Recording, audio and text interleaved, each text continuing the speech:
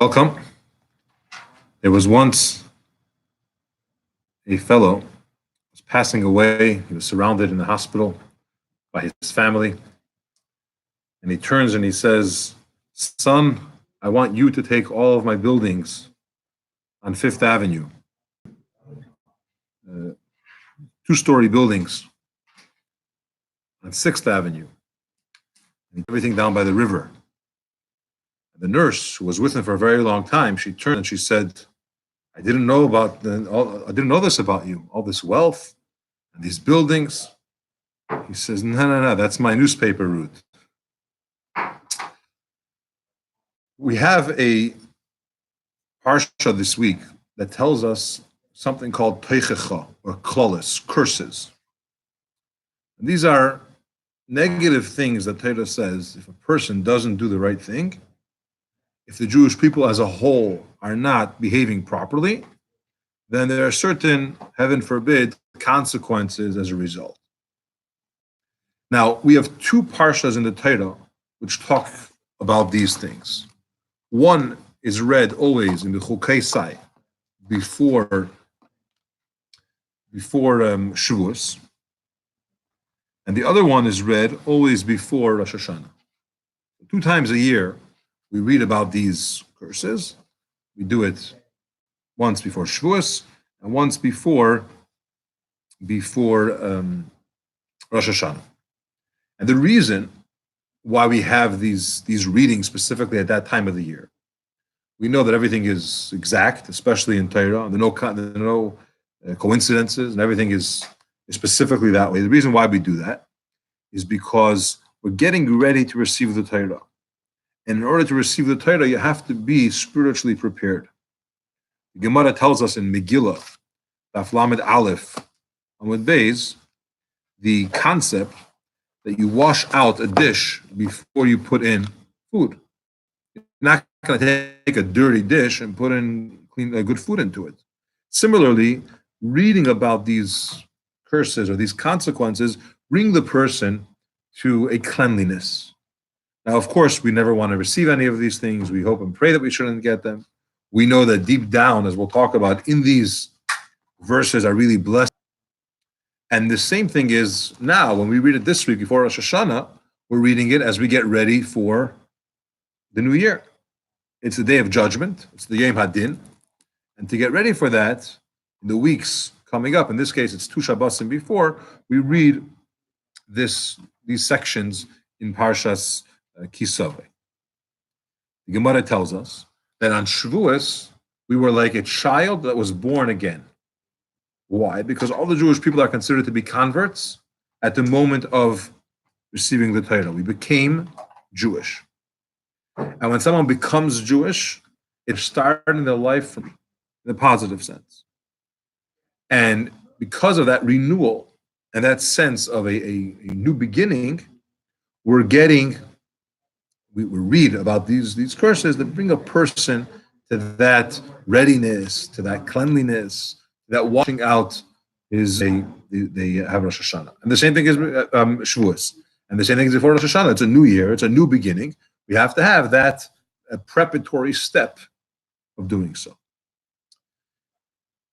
Now, there's a difference between Shavuos and Rosh Hashanah. Shavuos is more a top-to-bottom relationship. Hashem, who is up there, gives us the Torah. It's not that we requested it. It's not that we begged and tried somehow to receive it. Hashem is giving us a gift from heaven to us. Rosh Hashanah is the other way around. Rosh Hashanah, we're coming to Hashem. We're doing our part. We're trying to get ready to prepare for the new year. We're climbing upwards. It's us, the humans, looking heavenward, asking for a new year, asking for new blessings, committing to be better this coming year, strengthening the positive, trying to get rid of the negative, and so on. We actually read double the amount of verses, 98 verses, we read before Rosh Hashanah, because it's a much greater step. Starting a new year, which comes from the person's efforts, is a lot more intense. It also accomplishes best. It's worth much more than when you do it when it just comes, when it's just given to you. Now, there's a story which the Rebbe brings in today's Hayom Yom about the Mittler Rebbe, the son of the Alter Rebbe, who later would become the second Chabad Rebbe. But his father, the founder of Chabad Chassidus, the author of the Tanya, the Shulchan Aruch, and so on, he would read the Torah in his shul. Every week he would read. And one year, this coming week of Kisava, he was not in town. For whatever reason, someone else read the Torah instead of him. His son, who was under bar mitzvah, let's say he was 10 or 11 years old, he heard the reading and he got so sick, heartache, anguish. He felt so bad that his father was debating, will he be able to fast on Yom Kippur, which is a good 3 weeks later. Why? Because he was so weakened from hearing these curses. And they asked him, it's not the first time you hear it. Last year you didn't get so weak, didn't get so ill. 2 years ago, what happened this time?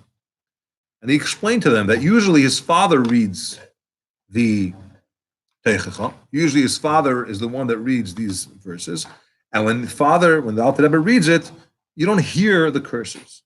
Because deep down in these verses is really hidden blessings. And Chassidus tells us that when blessings are hidden, the reason why they're hidden is because they come from a much higher source, that they can't come in the regular sense. They're packaged. They go through some type of concealment in order for that level of energy and those intense blessings, those great blessings, to be able to reach us. In a way, we're saying that it sounds bad, but it's really good. Now, we don't like to go that route because we're not looking for bad. We're looking for good, and the type of good that you could see and feel, and not the good that we say it's bad, but it's for a good reason. And I want to share two stories from the Gemara, two different Gemaras, about an attitude Hashem does is for the good. This was a saying given to us by Rabbi Akiva. The story is as follows. Rabbi Akiva was traveling to a certain city. He comes to the town and he wants to stay over the night there. And for whatever reason, nobody let him in. Can't stay here, we're full, we don't have room, we don't know you, should have told us in advance. Whatever the excuses they gave him, they did not let him stay there. So having no choice, he went to sleep in the fields outside the city. Not fun. With him, Rabbi Akiva had his wallet, his charger for his phone, his credit card. No, I'm just kidding. In those days, he would travel. He had a donkey to carry his stuff. He had a rooster that would wake him up at midnight so he could start his service to Hashem, get ready for prayer in the morning, probably daven at daybreak, and a candle so that he could learn Torah even in a situation where it's dark. And these three items he had with him, and he went to the field and he started to learn. Now the Gemara says the story that a lion came and devoured the donkey. A cat came and ate the rooster. And a wind came and blew out the candle. So here Rabbi Akiva is in the wilderness, alone, and he doesn't have any of the stuff that he needs to be functional. His reaction was, Kol ma'ad da'avad rachamana l'tav avid. Everything that Hashem does is for the good. Okay, must be a good thing. And he wasn't sad, he wasn't upset. It must be good. It's for the good. In the morning, he makes his way to the city and he finds out that overnight there was an attack. A group of robbers robbed the entire city, killing people, stealing stuff. It was a tremendous, tremendous disaster. And thankfully, he was not in the city. Because if he was staying there, he would be affected, maybe even hurt or worse, from this robbery. Not only that, but on their way to the city, they would pass through the field. If they would hear the donkey make noise, what sound does a donkey make? If they would hear the rooster crow, if you would see the light from the candle, they would find him and probably hurt him as well. So it turned out what was negative and bad in the experience that he was going through He said everything Hashem does is good. And it was good. It was good to be able to help him, to save him, and to avoid him to have to go through that ordeal. That's one story the Gemara tells us in Masechta Brachos. The other story is in Tainus. It's about a man named Nachum. And this Nachum was nicknamed Gamzu. Nachum Ish Gamzu. The reason why he was called Ish Gamzu was Gamzu in Hebrew means also this. He would always say, also this is for the good. Any experience that he had in life, when things were bad, things weren't working out, he was disturbed, he always said, Gamzu l'teva, this is also for the best, this is for the best, this is good. What's his story?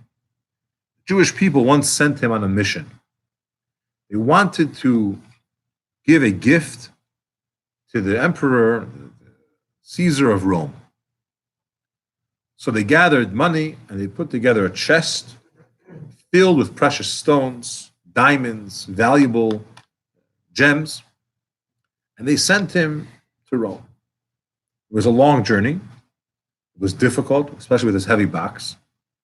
And at one of his stops for the night in an inn, somebody, probably the innkeeper, while he was sleeping, unloaded all of the stones, diamonds, and gems from his chest, replaced it with earth, and closed it.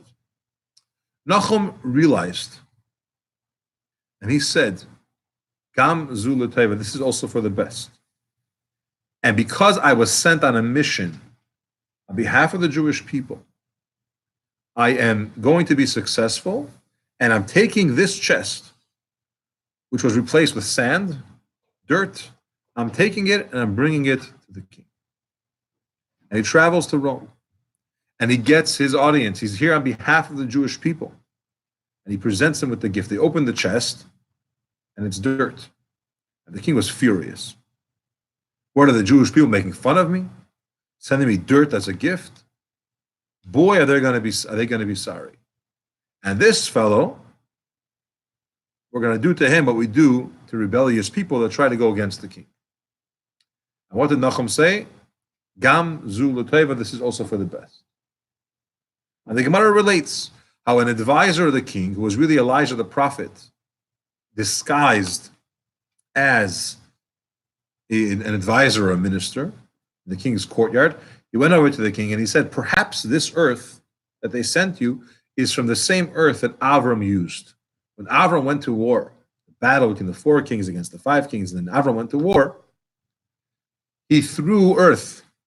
And Torah tells us that these kernels of sand or earth that he threw turned into arrows. And he won the war that way. So the advisor tells the king, maybe this earth that the Jewish, so try it. And they're not missing any wars. There's plenty of battles going on. And the emperor sent a chunk of this earth to the front. They threw it. It worked, and they won the war. And he was really, really appreciative.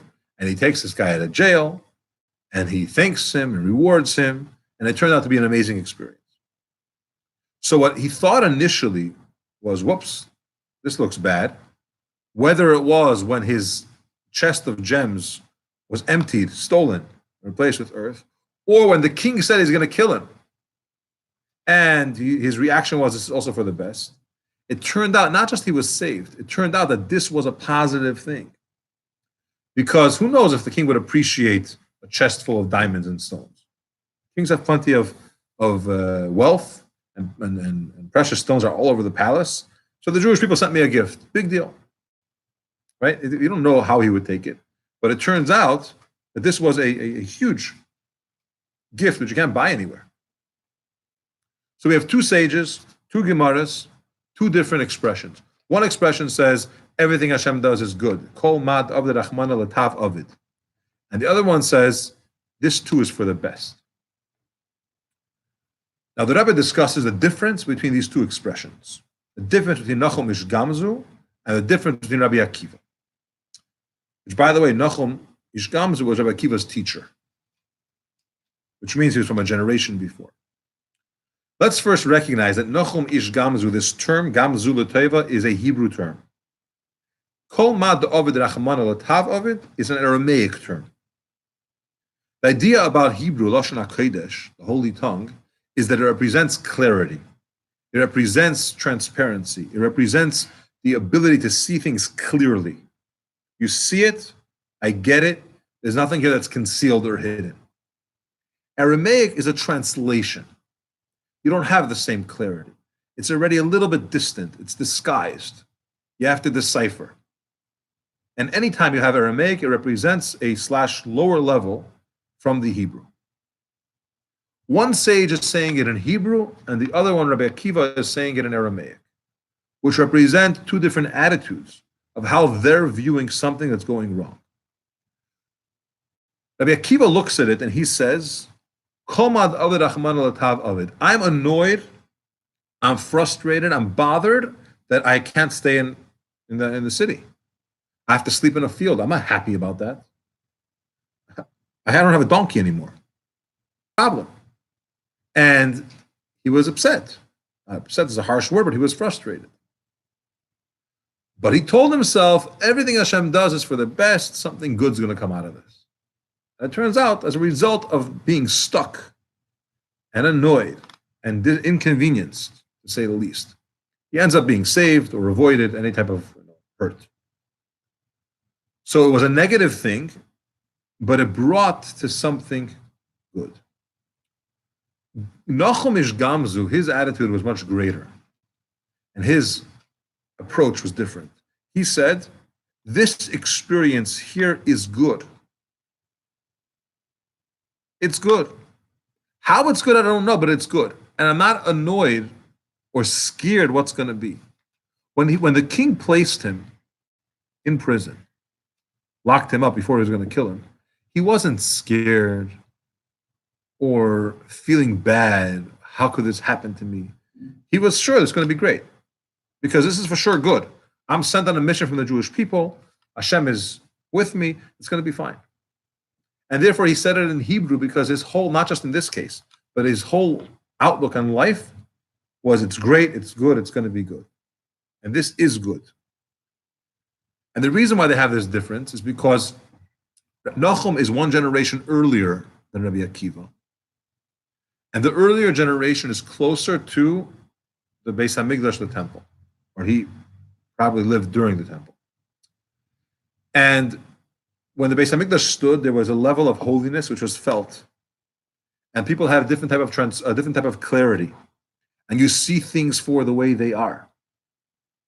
And therefore, when he had this experience, or any experience in life, he said, this is good. I believe in Hashem. I trust him. I'll see it soon. Rabbi Akiva was a generation later. And the later the generations are, the darker the exile is, and the more concealed and blurry godliness is. And it's not going your way, and you're annoyed and hurt or bothers you. You remind yourself that everything Hashem does is good, and ultimately good will come out of this. But a greater level than that, and we should all aspire to reach that, is that this actual experience is a good one. The gems that were changed into sand, stolen, replaced, it didn't just, thanks to that, he wasn't killed. It turned the gift into something which was so great, you can't buy that stuff. It's a miraculous occurrence. So he didn't know what the outcome will be, but he knew for sure that it's going to be good. When we look at the Teichach of this Parsha, and they're heavy, it's heavy stuff. We're not saying Hashem is going to hurt the Jews, and they're going to go through suffering, but it's going to lead them to something greater. We don't want these curses. We want the blessings that are hidden in those curses. That we can't even take it as blessings because it's coming from such a high spiritual level. So we're just not understanding the words the way it says it. But really, we are understanding the literal meaning of it. But really deep down, there's blessings. We should see those blessings in a revealed way, not in a way that you have to convince or remind yourself that everything Hashem does is good, and it's going to be good. You just